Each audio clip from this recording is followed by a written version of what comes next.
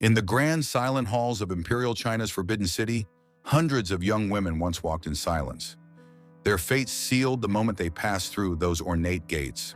They weren't visitors, they were concubines, and their story is one history seldom speaks of.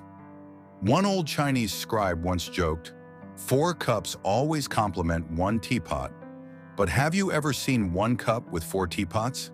A humorous way, perhaps, to explain an old justification, that men needed many women, but women only one man.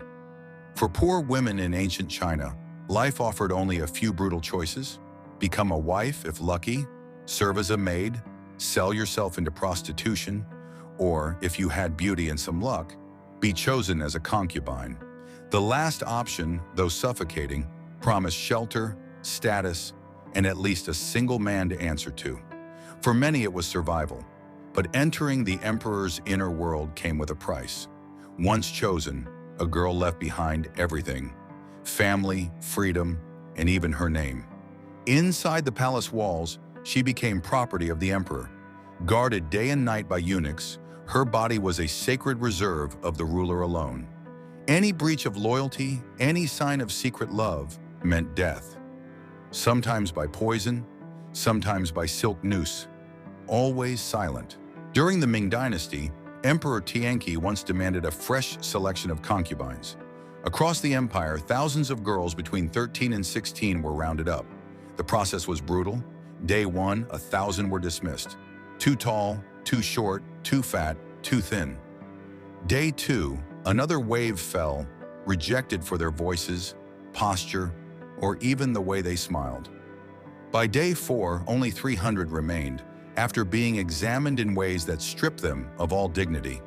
The final 50, dubbed the lucky ones, stood trembling before the emperor. Only 3 were chosen. The rest were handed over to nobles like ornamental gifts. Lucky? Maybe. But behind the silks and jewels was a different story. Once inside, every concubine entered a game of silent warfare. Their worth depended on one thing: how often the emperor visited them. The more favored they were, the higher their rank. There were titles: Huang Kui Fei, the honored consort; Hui Fei, the gracious one, and many more. But they weren't just names, they were ladders. One night with the emperor could change a life.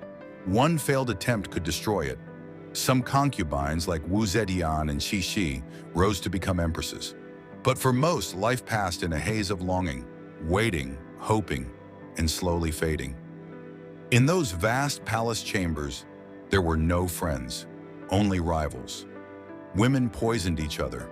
Faces were disfigured with needles and oils.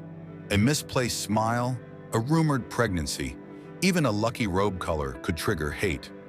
To be noticed by the emperor was everything, but loneliness crept in like a shadow. Forbidden to write letters, forbidden to leave, these women, dressed in silk and gold, were caged nightingales, trapped in luxury, starved of love. If they became ill, they were discarded. If they failed to please, they were forgotten. And if they survived long enough, they were sometimes gifted away to other kings, as if they were nothing but tokens of power. This was the secret life of a concubine in Imperial China, a life of beauty and brutality, of whispers and waiting, of being desired and discarded. They lived for a man they barely knew, and sometimes they died with him, buried alive, poisoned, or forced into suicide, just so they could serve him in the afterlife. History remembers emperors, but these women, their stories linger in the shadows of palace walls, waiting to be heard.